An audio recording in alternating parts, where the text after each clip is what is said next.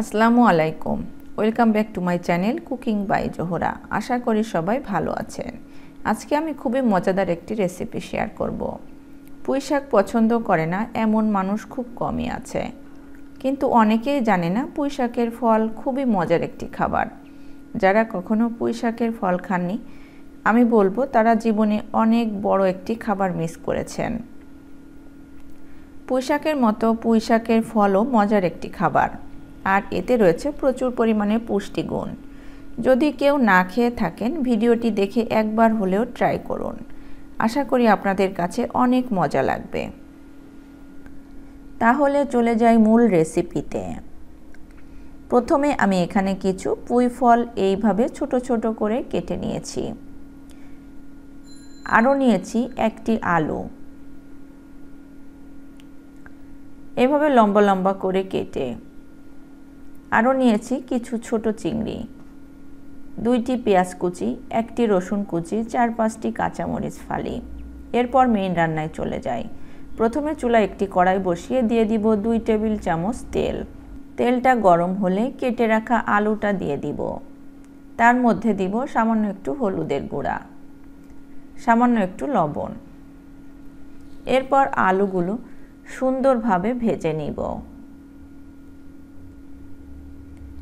যখন আলুটা ভাজতে ভাজতে সুন্দর একটা কালার চলে আসবে, তখন তেল থেকে তুলে নিব। দেখুন, এরকম কালার করে ভেজে নিতে হবে।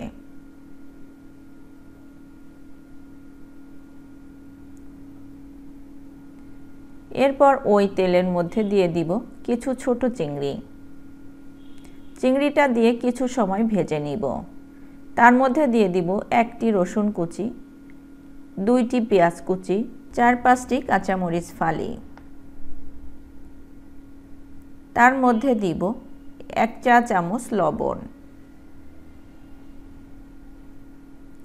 এরপর কিছু সময় ভেজে নিব।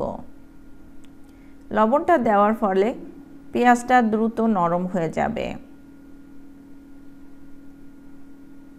এরপর এর মধ্যে দিয়ে দিব 1 চা চামচ জিরা বাটা, পরিমাণ মতো হলুদের গুঁড়া, 1/2 চা চামচ লাল মরিচের গুঁড়া।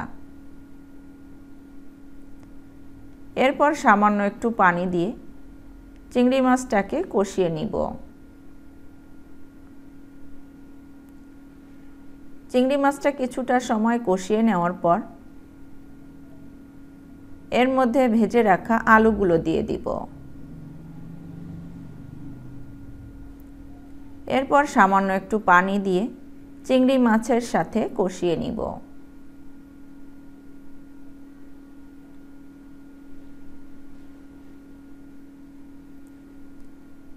আলুগুলো কষিয়ে নেওয়া হলে এর মধ্যে কেটে ধুয়ে রাখা পুঁই ফলগুলো দিয়ে দিব। তারপর সবকিছুর সঙ্গে মিশিয়ে নিব।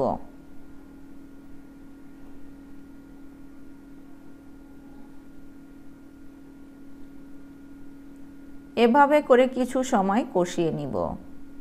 এটি কষিয়ে নেওয়ার সময় ঢাকনা ব্যবহার করা যাবে না, তাহলে যে সবুজ কালারটি সেটি থাকবে না। ভালোভাবে কিছু সময় কষিয়ে নেওয়া হলে এর মধ্যে সিদ্ধ হওয়ার জন্য পানি দিয়ে দিব। এই পানিটা একটু গরম করে দিবেন, তাহলে খুব দ্রুত রান্না হয়ে যাবে। এরপর ঢাকনা দিয়ে কিছু সময় জাল করে নিব। কিছু সময় জাল করার পর ঢাকনা উঠিয়ে দেখতে হবে লবণ মরিচ ঠিক আছে কিনা।